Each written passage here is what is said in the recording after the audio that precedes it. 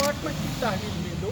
اسی طرح کسی نے مکان بنایا ہے, آپ نے وہ ریٹریو کیا ہے, تو اس کا یہ ایک انفراسٹرکچر کے طور پر آپ استعمال کر لیجیے. یہ بلڈوزر سسٹم کیا ہے؟ آپ اپنی ہی اکانومی کو تباہ کرتے ہو, آپ اپنی ہی اکانومی کو برباد کرتے ہیں. اپنی اس پالیسی کو ناپسند کرتی ہے, اور اپنی پارٹی کا کہنا ہے کہ you are too fast in your decision. Retrieval, it should be just. Retrieval should have the aspect of welfare. We are living in a democratic state. یہ تانا شاہی نہیں ہے. جس طریقے سے کیا جا رہا ہے اس طرح سے تکلیف ہی لوگوں کو پہنچتی ہے. آپ نے دیکھا جموں کشمیر کے لوگ کس مشکل سے باہر آئے, کن حالات میں. اب حالات سدھر رہے ہیں, پھر آپ جموں کشمیر کے لوگوں کو انہی حالات پہ پہنچا رہے ہیں جہاں سے ان کو تکلیف پہنچتی ہے. ہم چاہتے ہیں کہ یہ بلڈوزر سسٹم بند ہونا چاہیے. لوگوں کو اطمینان کا سانس لینے دیجیے. اس میں ایک پالیسی مرتب کیجیے, چاہے سرکاری لینڈ ہو, چاہے گھاس چرائی لینڈ ہو, چاہے نزول لینڈ ہو. اس کا کیا طریقہ کار ہونا چاہیے, کیا طریقہ کار بننا چاہیے. ہاٹ ہیسٹ میں جو اس طریقے سے کیا جا رہا ہے, اٹ از کریٹنگ, اس سے لوگوں میں دوریاں ہی بڑھی.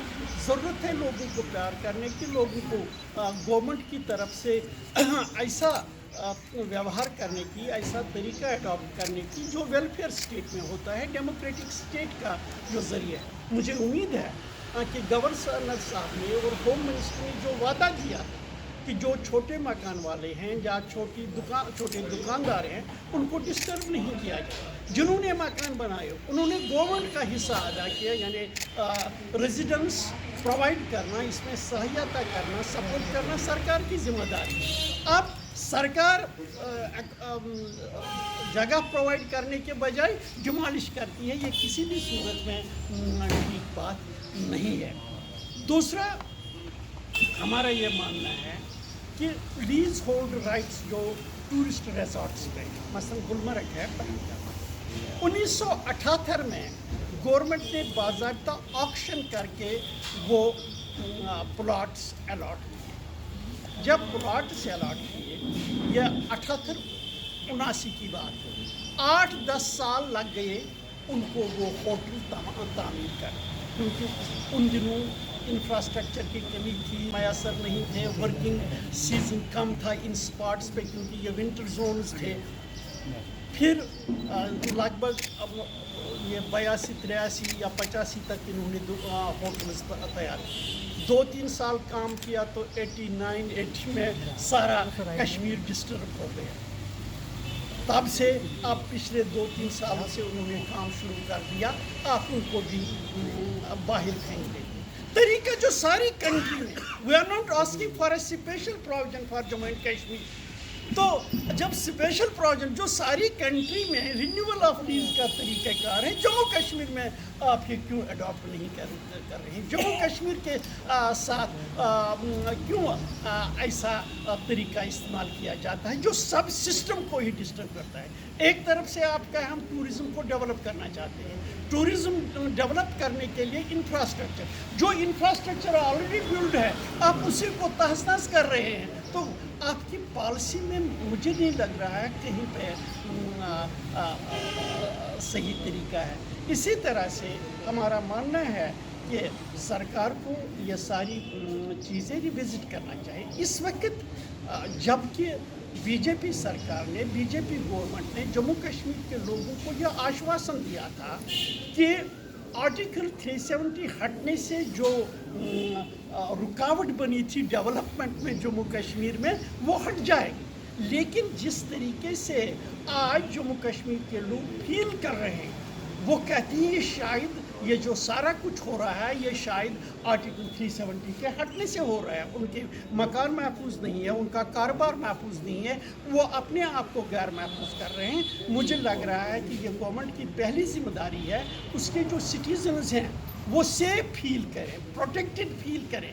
آج ایسی بات ہے مثلا جس طرح ملیٹنسی کا دباؤ انہوں نے کم کر دیا, मिलिटेंसी को डिफेंस पे लाया तो एक सिक्योरिटी का माहौल जम्मू कश्मीर में हुआ, लेकिन अब गवर्नमेंट की तरफ से ही इनसिक्योरिटी का माहौल खड़ा किया जा रहा है। इसको देखने की ज़रूरत है, इसमें काम करनी। इस तरह से उन लोगों का आर्गूमेंट होता है, उन लोगों का आर्गूमेंट स्ट्रांग होता है जो कहते हैं कि जिनका नज़रिया सियासी तौर डिफरेंट है। We have to defeat those designs by our conduct, by our performance. उस चीज़ की ज़रूरत है। मतलब इस वक्त भी जिन पार्टियों ने वहाँ कश्मीर के अंदर ऐसी सियासत की कि इंडियन सिस्टम से दूर रखने की कोशिश की, उनको इस वक्त मौका मिलता है ऐसे जज्बात को उठाने की। हमने प्रेस को बुलाया और प्रेस को ब्रीफ करने की बात की। दिल बड़ा रंजीदा है। हुकूमत की जिम्मेदारी होती है लोगों को बसाना, लोगों की इंटरेस्ट्स का ख्याल रखना। आज जहाँ आप जम्मू लेंगे चाहे कश्मीर लेंगे, हर जगह लोग बेइत्मीनान से हो गए हैं। डर है, खौफ है। डर ये है कि हमारे मकान तोड़ दिए जाएंगे, बुलडोज किए जाएंगे, हमारे बिजनेस यूनिट्स जो हैं वो तबाह किए जाएंगे। इस सिलसिले में अपनी पार्टी ने अपनी पॉलिसी वाज़ेह करना।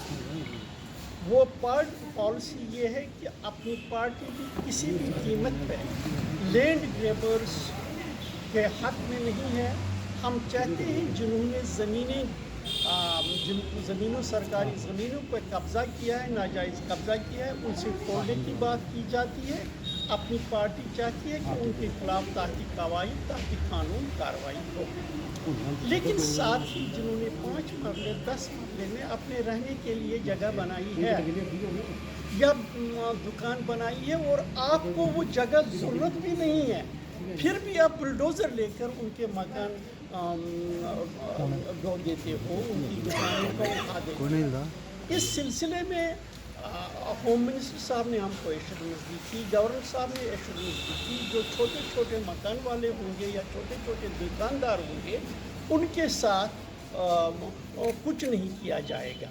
लेकिन ग्राउंड पे जो वो कहते हैं, ग्राउंड पे वो नहीं हो रहा है। ग्राउंड पर छोटे लोगों को बहुत तंग किया जा रहा है। इस सिलसिले में हमारी गवर्नमेंट से मुतालबा है कि ये गवर्नमेंट की जिम्मेदारी है लोगों को बसाना, न कि जगहों से हटाना। परंपरा है यहाँ रियासत जम्मू कश्मीर में ही नहीं, हिंदुस्तान की दूसरी रियासतों में देख लीजिए कितनी अनऑथराइज्ड कॉलोनीज़ हैं जिनको रेगुलराइज किया है। ये सरकार की जिम्मेदारी है लोगों को बसाना, लोगों को घरों से नहीं निकालना। अगर कहीं पर अनऑथराइज्ड कॉलोनी है, government can regularise those colonies. किसी को डिस्प्लेस नहीं कर सकते हैं, मकान से निकाल नहीं सकते हैं। इसी तरह से अपनी पार्टी का मानना है मसलन ज़मीनें आपने निकाली, बाग आप तो काट रहे, क्यों? आपने ज़मीन रिट्रीव की, उसको मेंटेन करें। फॉरेस्ट लैंड की उसमें